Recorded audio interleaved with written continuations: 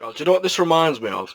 But the lectures that I get through uni, they're just all like this, just people talking about, well, they can't talk properly. I'm trying. To be honest, I can see why they stutter all the time. It is quite difficult, but I don't have any sympathy because I'm paying like 9 grand for them to be like, um, yeah, yeah. Do you know what I mean? It's just like, what are they doing? Anyway, and also, you probably just gradually see my hair dry because when I started making the videos today, I just got out of the shower and it's just gradually drying. Anyway, let's not touch the headset because the audio. Right, a minute in and I ain't fucking set out decent. Right, what was I talking about? Right, today, I'm going to talk about El Camino, which is like the Breaking Bad film.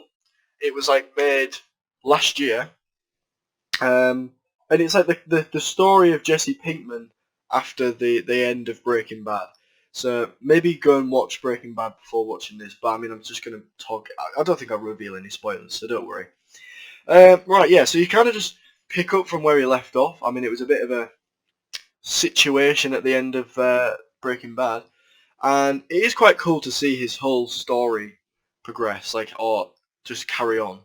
It was weird that all the actors were like 7 years older. That skinny guy looked exactly the same. Aaron Paul looked pretty similar as well.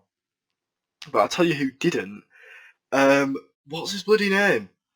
I won't ruin it, but God, he's like put so much weight on, and it's like beyond noticeable. It's like I feel bad. I feel bad saying that, but it's just like it just doesn't look like the same person at all, and he's like really in the story in El Camino.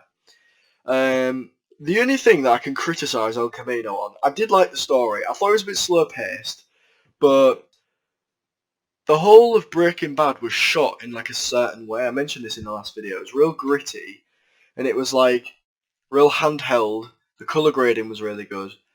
I feel like, and it was also directed by the same person.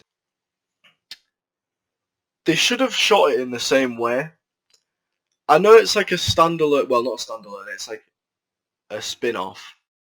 But I just feel like it would have been so much better if they shot El Camino in the same way they shot Breaking Bad. I know it's technically not the same thing, but it's like the same story, and it's like the same characters, and it's just like they should have done that. It's a bit like, do you know what it's like? So it's like writing a book in a certain text, right? And there's like 3 different books in this story. So you know, like Divergent or like the Hunger Games, where it's like loads of different parts. It's like having that, and then it's like releasing another one in addition to that story about 7 years later in like a different language, like writing it in a different language. It's a bit like that. It's a bit weird. I think you maybe understand what I mean now. But yeah, it's a bit weird. I don't know. That's the only thing I can criticise it on. I feel like I've been criticising it too much though, because the story is quite good, and it does kind of finish the same way it started in a way, but that's not a bad thing. If you know the whole Breaking Bad story, it's not a bad thing. Well, I don't think it is anyway, personally. So El Camino, what are we rating it? Gonna be a bit harsh here, because I do recommend watching it. No, I'd say about 7. I'd say about 7.